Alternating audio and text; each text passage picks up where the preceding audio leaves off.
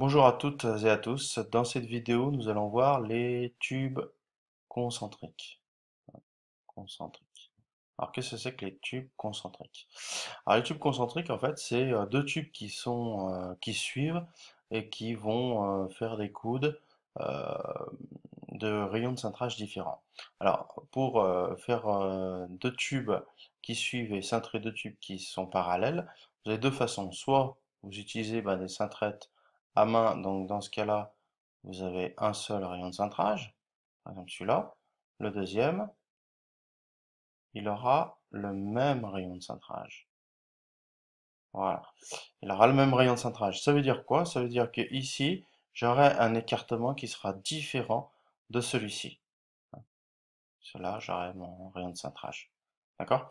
Donc ça, c'est important de comprendre. Alors esthétiquement, c'est pas très très joli, hein. Nous, on aime bien que les choses soient bien carrées, bien droites.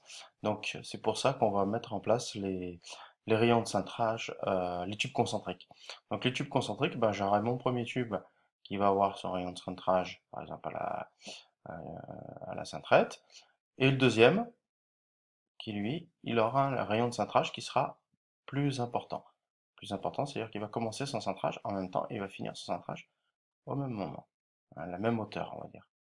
Vous voyez, voilà. Et là, je vais avoir un écartement qui est identique tout le long. L'objectif, c'est ça. C'est plus joli esthétiquement.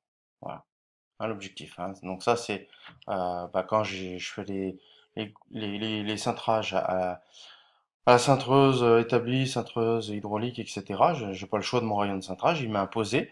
Donc les deux coudes ont le même rayon. Par contre ici, là, je choisis. Le premier, je peux le faire à la cintrette. Par contre, le deuxième, je serai obligé de le faire à chaud, hein, parce que là, je peux pas changer de galet, hein, voilà, parce que c'est pas le même rayon. Alors, on va prendre un exemple pour que ça soit plus clair. Donc, mettons qu'on a du tube de 16, hein, toujours le même tube, un tube de 16.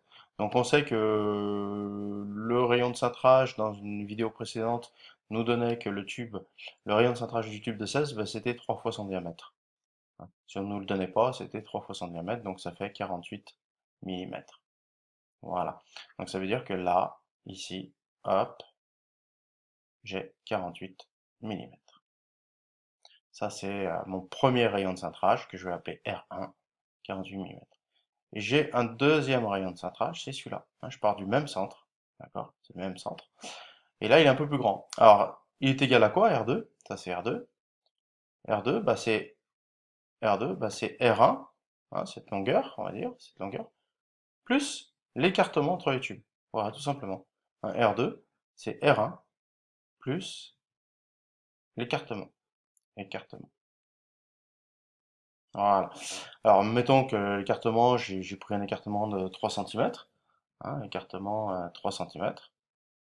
Donc, dans ce cas-là, R2 sera égal à R1, donc 48 mm, donc on va mettre tout en millimètres, 48 millimètres, plus l'écartement en millimètres, donc ça fait 30 millimètres, donc plus 30 millimètres, et c'est égal à 78 millimètres. Voilà, d'accord?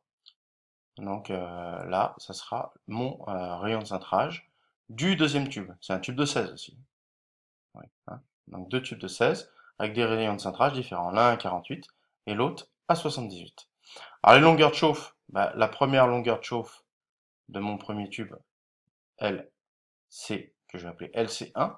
Donc on a vu que c'était 1,57 fois 48. Donc on a vu, ça faisait 75 millimètres de mémoire. Voilà. La deuxième longueur de chauffe, elle va être un peu plus grande.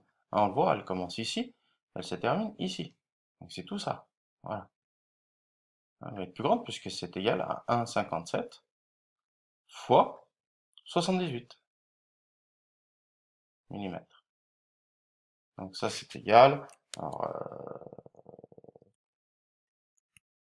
un instant, j'ai pas sorti ma calculatrice. Alors, donc ça fait, hop, on a dit 1,57, 1,57 fois 78 égale 122, 122,5. 122 mm. Ça fait 12, pardon, 2 cm.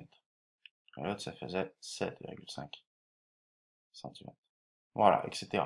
Donc, voilà comment on fait les tubes concentriques, hein. On change simplement le rayon de cintrage du deuxième tube, qui est égal au rayon du premier tube, plus l'écartement entre les tubes, hein. Voilà, c'est tout simple. Bah, si j'avais trois rayons, enfin trois tubes qui suivent, bah, ce serait pareil, hein. Je prends mes trois tubes comme ça, là, tac. Voilà. Donc ça, c'est mon... Voilà, ça, c'est mon troisième rayon de cintrage, mon deuxième et mon premier. Voilà. Hein. Et donc à chaque fois, je rajoute l'écartement entre les tubes, tout simplement. Voilà, bah, comme d'habitude, bah, si vous avez des questions, bah, n'hésitez pas à en poser. Sinon, bonne journée.